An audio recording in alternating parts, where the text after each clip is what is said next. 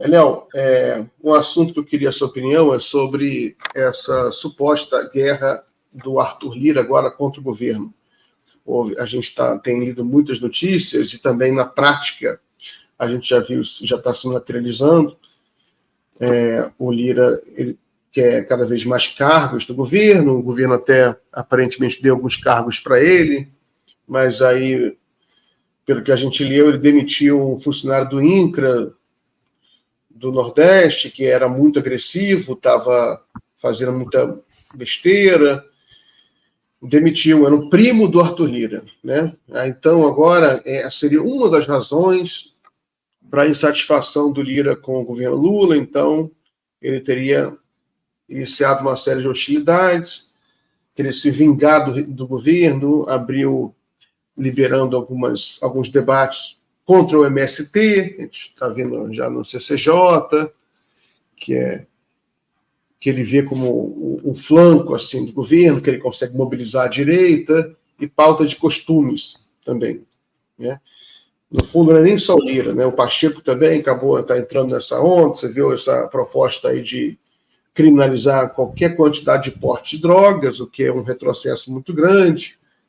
Enfim, você tem a direita, ela está isolada em alguns sentidos, mas ela sabe que ela consegue coesionar suas forças em torno de alguns temas dos costumes, né? E mobilizando essa coisa contra o MST, contra a invasão de terras. Né? Como é que você vê esse momento?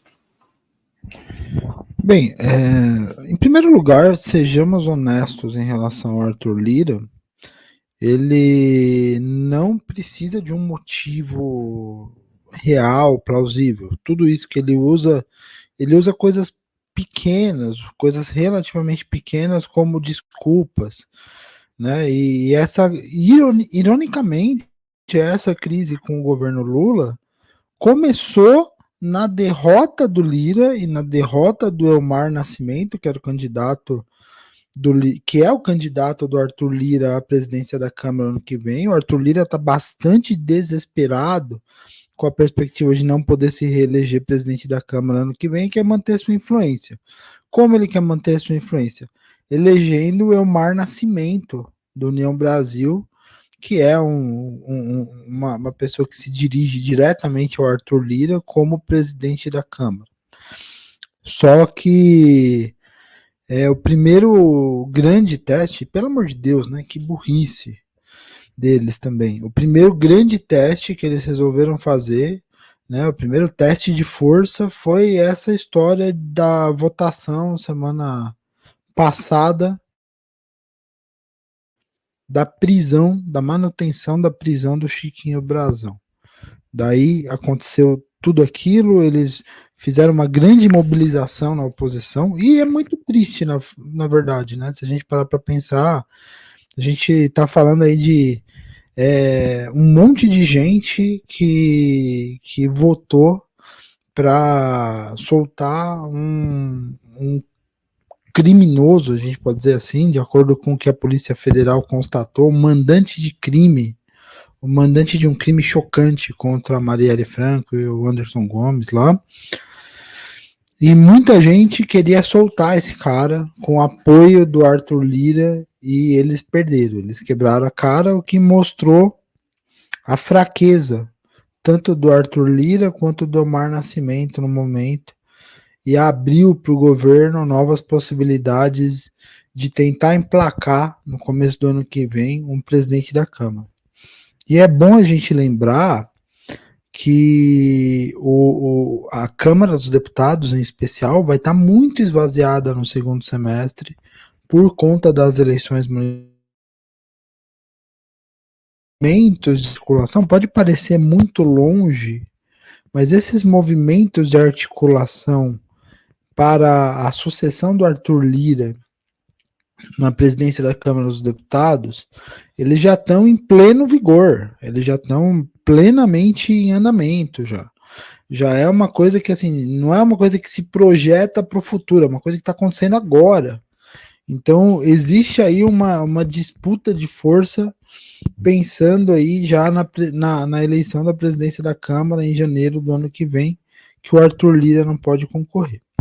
Daí o Arthur Lira e o Omar Nascimento mostraram fraqueza.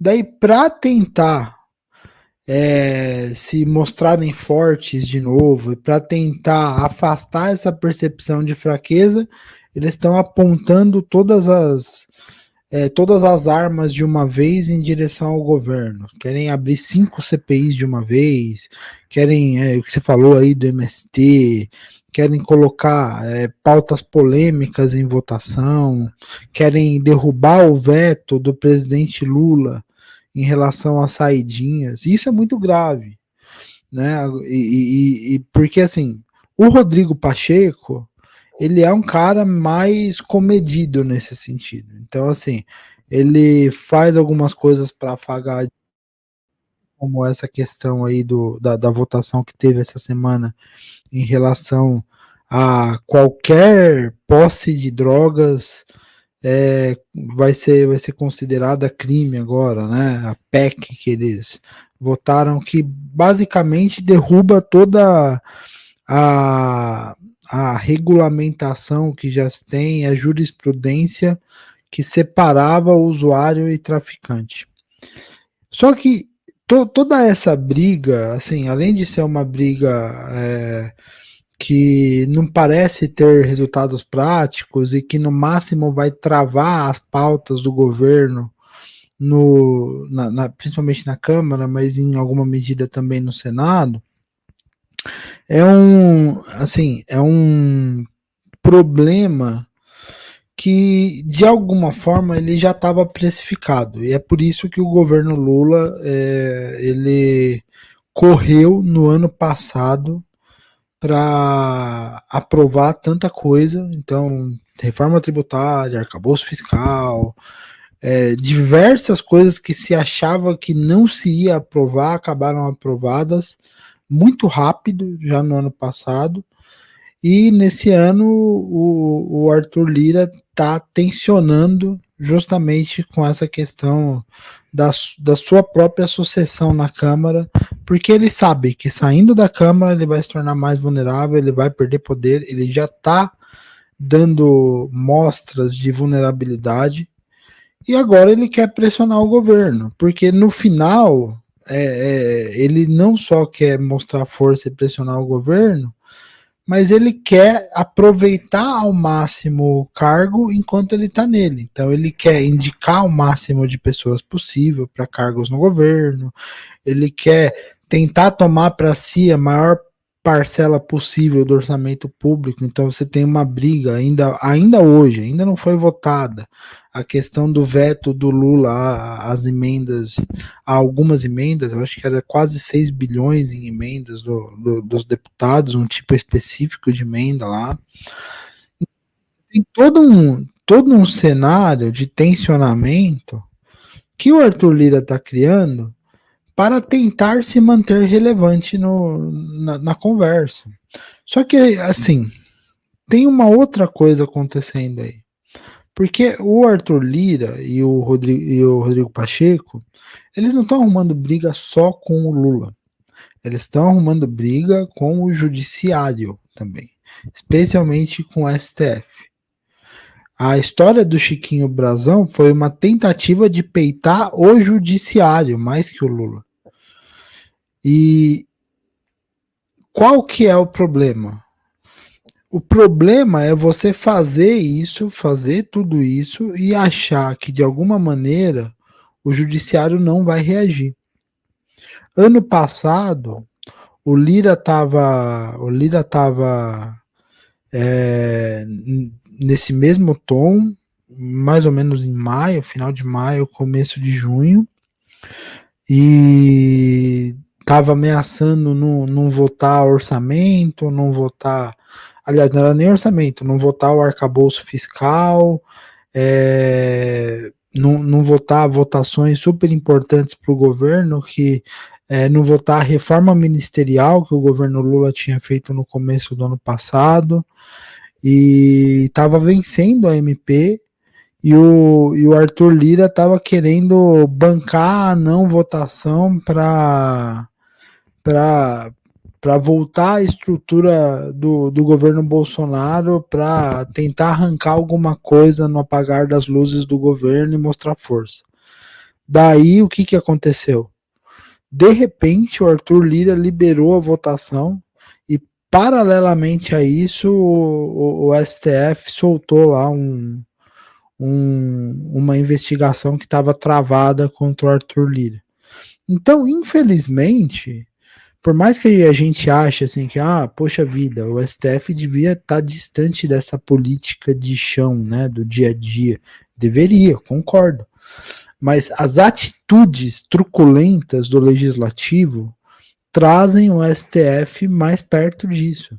E o STF tem que começar a se defender. Senão, daqui a pouco, acontece o que o Alcolumbre está falando aí. Que o Alcolumbre já está anunciando desde já que a partir de 2027 o Senado vai começar a votar impeachment de ministro do STF. Que loucura é essa? Nunca aconteceu na história do Brasil. É coisa de regime ditatorial isso.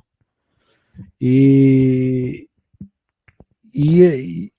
tá nesse ponto a briga. Então, existe um tensionamento executivo e legislativo, executivo versus as duas casas do legislativo, legislativo contra judiciário, principalmente o Senado, com essa coisa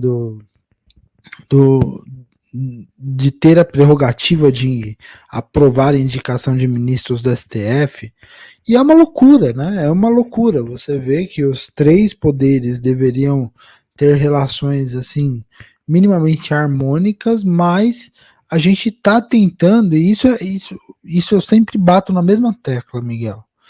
Esse problema começou em 2015. Esse problema que a gente está tendo hoje, com a Câmara dos Deputados e com o Senado, tentando tomar para si prerrogativas do Executivo e prerrogativas do Judiciário, começou em 2015 com Eduardo Cunha. Quando Eduardo Cunha começou a manipular regimento, começou a jogar para si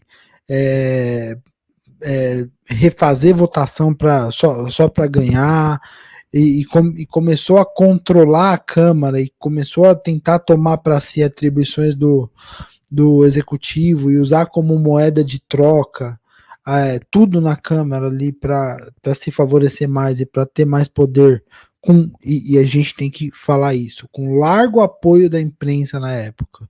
A imprensa aplaudia as coisas que o Eduardo Cunha fazia porque eram contra o PT. Até que isso resultou no impeachment da Dilma. Eles aplaudiam, assim como aplaudiam o STF se acovardando e, de certa maneira, aprovando o impeachment da Dilma também. Então, isso começou em 2015, 2016.